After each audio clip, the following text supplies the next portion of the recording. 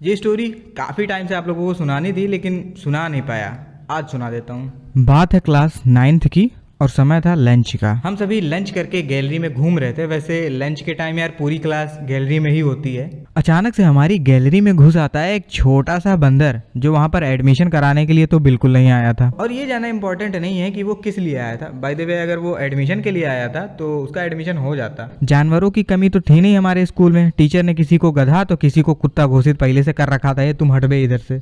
फिलहाल बात यह है कि कुछ बच्चे उस बेचारे छोटे से बंदर से भी डर रहे थे, जिसने एंट्री ली थी बालिका कक्ष की ओर से, जहाँ पर बालिकाएं अक्सर टाइम पास करती थीं और उस टाइम भी वही कर रही थी। मुझे एक बात की बड़ी हैरानी थी यार कि कॉकरोच देख के जो लड़कियां बुर्ज खलीफा तक की छलांग लगा देती हैं, बंदर को सामने देख के ऐसे खड़ी थी जैसे उनका भतीजा उनसे मिलने आया हो। खैर यहाँ तक तो सब कुछ एकदम ठीक चल रहा था, मतलब एकदम ठीक चल रहा था यार, कुछ गड़बड़ नहीं थी। यहाँ से आता है कहानी में खतरनाक वाला ट्विस्ट। बंदर तक तो ठीक था भाई, लेकिन बंदर के पीछे पीछे उसकी माँ भी चली आई और पता नहीं किसका गुस्सा हम सब पे उतार रही थी। सच बता रहा हूँ, पहली बार बंदर के गुर्राने की आवाज़ सुनी थी मैंने। पता नहीं कौन सा स्पीकर फिट करके आई थी वो अपने गले में। और मैं एक बात सच्ची सच्ची बता दूं यार, चिढ़ाना मत, डर लग रहा था यार उसकी आवाज़ सुन के। चारों तरफ भगदड़ मच गई एकदम।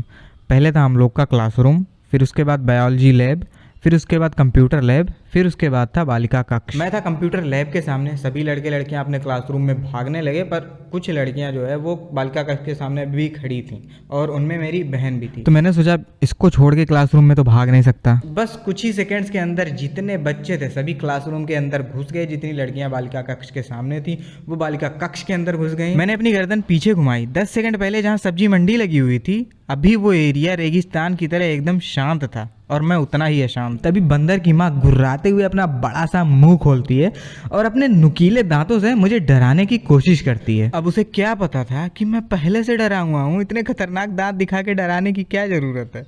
अब ना मैं बालिका कक्ष की तरफ भाग सकता हूँ ना अपने क्लासरूम की तरफ भाग सकता हूँ, क्योंकि उन कुकर्मियों ने ना खिड़की दरवाजे बंद करके मुझे अकेले को बाहर छोड़ दिया था। मतलब खिड़की भी बंद कर दी। खिड़की से बंदर अंदर घुस जाता। आप लोगों से एक सवाल है, अगर आप लोग मेरी जगह पे होते तो क्या करते? आप क्या करते?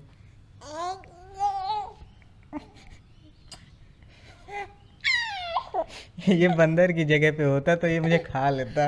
अब मैंने क्या किया मैं आपको बताता हूँ। मैं भागा, मैं फुल स्पीड में भागा भाई साहब, और वो जो बंदरिया थी वो भी मेरे पीछे भागी। अब मुझे एक चीज़ रियलाइज़ हो गई कि वो जो बंदरिया की स्पीड है और जो मेरी स्पीड है, दोनों में बहुत फ़र्क है। मतलब मेरी स्पीड कछुआ और जो बंदरिया की स्पीड थी भाई साहब बहुत तेज थी। मतलब भागने का कोई फायदा नहीं होगा, वो थोड़ी देर में मुझे चाप ही लेगी। अब मुझे जैसे ही इस बात का एहसास हुआ कि भाई साहब भाग के नहीं बचा जा सकता, मैं तुरंत रुक गया, पीछे पलटा और क्या भयानक मंजर था। वो दौड़ते हुए मेरे पास आ रही है, गुर्रा रही है और नुकीले दांत दिखा रही है। अब मैंने अपने आप को पहले तो शांत किया और फिर उसके बाद अपने आप से एक बात बोली, मैं पैर तो बंदर से तेज नहीं दौड़ा सकता लेकिन दिमाग दौड़ा सकता हूँ। अब स्लो मोशन में सारा सीन चल रहा है, बंदरिया मैं आमने सामने आमने सामने। अब आगे जो मैंने किया शायद आपको यकीन ना आए, मैं भी उसकी तरफ बढ़ने लगा। मतलब जैसे फिल्मों में होता है ना, हीरो इधर से भागता हुआ जा रहा है, हीरोइन इधर से भागती हुई जा रही है, एकदम वैसे वाला सीन हो गया। लेकिन ये बिल्कुल भी रोमांटिक नहीं था, ये तो पूरा का पूरा हॉरर सीन था। अब बंदरिया की तरफ बढ़ते हुए उसकी आंखों में देखते हुए मैंने भी वही सेम आवाज निकाली जो उसने निकाली थी।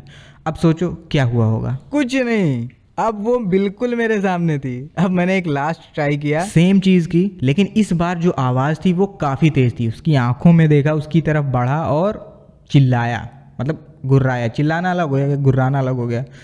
और सोचो फिर क्या हुआ। इस बार ये ट्रिक काम कर गई। वो रुकी और थोड़ा सा पीछे हुई, लेकिन वापस से चिल्लाई थोड़ा और तेज। मैंने बोला यार ये अंताक्षरी का कंपटीशन हो रहा है, पहले हम बोले फिर तुम बोलो, फिर हम बोले फिर तुम बोलो। मैंने भी निकाली यार और भी तेज आवाज और बढ़ने लगा आगे। अब धीरे धीरे उसकी जो आवाज थी वो और धीरे होती गई और वो पीछे जाती गई और भाग गई आखिरकार, फाइनली। अब कुछ देर बाद सब लोग बाहर निकले और एक लड़का मुझसे बोलता है, यार कितनी तेज तेज बंदर चिल्ला रहा था यार, तुमने सुना?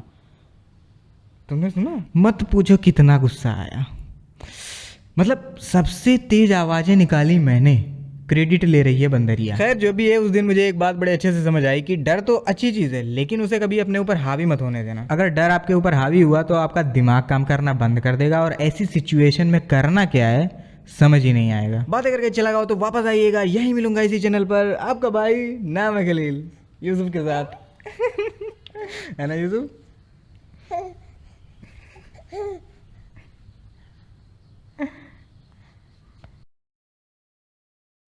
मैंने अपनी गर्दन पीछे घुमाई। बे यार, ओए गिर गया। माइक से इसको थोड़ा दूर रखना पड़ेगा, कहीं कि पकड़ के खींच लेता है। अच्छा, कह रहा हमारी शिकायत कर रहे हैं। अरे मुझे एक बात की बड़ी हैरानी थी भाई कि अबे यार तुम क्या कर रहे हो? हवा से ही ऐसे ऐसे आ रहा है लहराते हुए। अबे यार, एक तो ये असल में इसको इसलिए लगाया हूँ ना, ताकि धूप फ़ोन पे ना पड़े। फ़ोन पे जब धूप पड़ेगी तो फ़ोन हीट हो जाएगा, रिकॉर्डिंग बंद हो जाएगी, मतलब ओवर हीट हो जाएगा। समझ में आती है बात है? चलो इसके पीछे नहीं पड़ना, इसके पीछे नहीं पड़ना। कहाँ जा रहे हो?